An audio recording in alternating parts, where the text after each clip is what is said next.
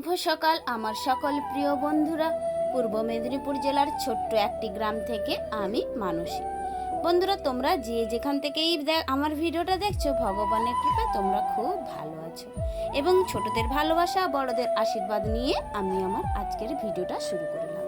তো বন্ধুরা, দেখতে পাচ্ছ সকাল সকাল আমি কিন্তু ঘুম থেকে উঠে পড়েছিলাম। আর উঠে কি করলাম, সব কিন্তু বাসি কাজ টাজগুলো সেরে নিয়েছিলাম। আর হ্যাঁ, আমাদের কিন্তু গ্রামের বাড়ি। আমি আগেই তোমাদেরকে বলেছি যে আমাদের সব কিছুটা গ্রামের মধ্যেই কাজকর্ম করতে হয়। এই যে যেমন ধরো, আমি সকাল সকাল চলে এসেছি আমাদের পুকুর পাড়ে। এই যে পুকুর পাড়ে এসে আমি কিন্তু আমারটা কড়াইটা মেজে নিই।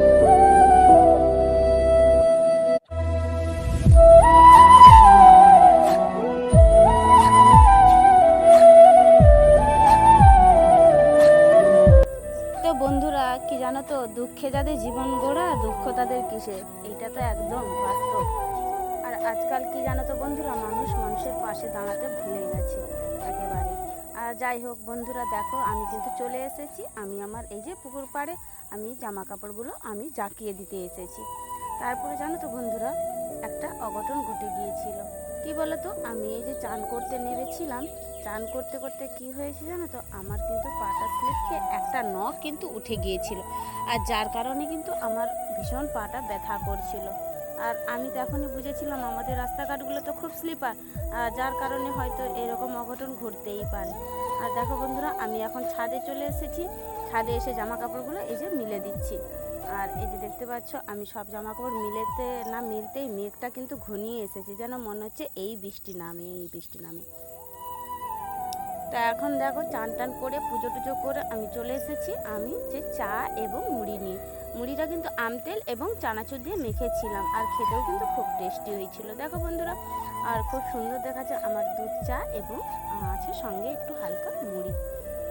তো তারপর দেখো বন্ধুরা, আমি চলে এসেছি রান্নার জোগাড়টা করে নিতে। এই যে সবজি আমি না করে নিচ্ছি। এইদিকে আছে কুঁদরি ভাজা, আর ওইদিকে দেবো আমি একটু আলু সেদ্ধ। তার সঙ্গে হয়ে যাবে এই যে পেঁপে দিয়ে সয়াবিন বড়ি দিয়ে তোমাদের দাদাভাইয়ের জন্য তরকারি আর একটু ডাল। তবে তোমাদের দাদাভাই চলে এসেছে, এই যে নিয়ে চলে এসেছে 2 পুটুল মুড়ি, আর এইদিকে এনেছে ম্যাগি, আর আর আমার হচ্ছে মানে শ্যাম্পু দেওয়ার পাতা। আর ওই যে ব্যাগটা বড় দেখতে পাচ্ছ, ওতে করে কিন্তু তোমাদের দাদাভাই মুড়ি এনেছি। এবারে মুড়িটাকে আমি বললাম টিনে ভরে দাও, বলছে আবার ভরে দিতে লাগিয়ে দিই। তো চলো বন্ধুরা, আজকে কিন্তু আমি একটা ছোট্টখাটো স্বপ্ন পূরণ করেছি। আর সেটা হয়তো তোমাদের কাছে অনেকটাই ছোট, কিন্তু আমার কাছে খুব বড় দামি জিনিস। আর চলো, এখন কিন্তু আমি দেখাতে পারছি না, আমি বাড়িতে গিয়ে তোমাদের সামনে আমি খুলে সব দেখাচ্ছি। চলো।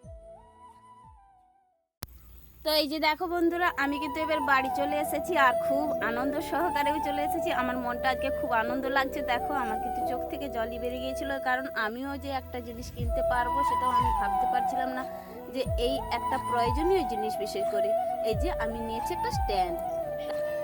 তো তারপরে দেখো বন্ধুরা, আমি কিন্তু তোমাদেরকে স্ট্যান্ডটা দেখিয়ে দিয়েছি। এটা আমার খুব একটা বড় পাওনা ছিল, মানে কেনার জন্য খুব আগ্রহ ছিল অনেক দিন ধরেই।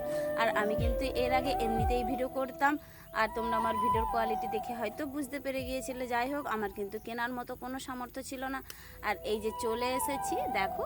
তারপরে আমি কাজটা সেরে দেখো, আমাদের বৃষ্টি হচ্ছে এমন না বাড়ি থেকে। আর এই যে প্রকৃতির দৃশ্যটা খুবই সুন্দর লাগছে, দেখো মনোরমা দৃশ্য। আর একটু আমি না তুলে আমি পারলাম না গো তোমাদের সামনে শেয়ার করতে। এই যে দেখতে পাচ্ছি বন্ধুরা, এই বৃষ্টি চলে আসতে বন্ধ হয়ে যেতে আমি চলে এলাম আমি আমার রান্নাঘরে। এই যে রান্নাঘরে চলে এসেছি এই যে উনুনটা পেড়ে নিতে, কারণ আমি কিন্তু উনুন এবং সব কিছুটা ছেড়ে আমি চলে গিয়েছিলাম আমার কাজের মধ্যে। আর এই যে এখন চলে এসেছি উনুনটা পাড়তে, কারণ কি বলতো, আমি কালি উনুন রাখি না। আর কালি উনুন রাখলে না রাত্রে ব্রহ্মাদেবী এসে রান্না করে, যার কারণে আমি রান্নাঘরে উনুনটা পেরিয়েই দিই। তার সঙ্গে সঙ্গে আমি 1 মগ জলও রেখে দিই। বলে না, সংসার সুখের হয় রমণীর গুণে, রমণীকেই তো ঠিক থাকতে হয় না সব কিছুটা দেখে শুনে। তাই জন্য আমি বলছিলাম না যে সংসার সুখের হয় রমণীর গুণে। আর এই যে দেখো, তারপরে চলে এসেছি আমি এই যে পুকুর পাড়ে আমি আমার কড়াইটা মেজে নিতে ছেড়ে দিয়ে চলে গিয়েছিলাম, বলেছিলাম সব কিছুটা ছেড়ে ছুড়ে আমি আমার কাজের মধ্যে চলে গিয়েছিলাম।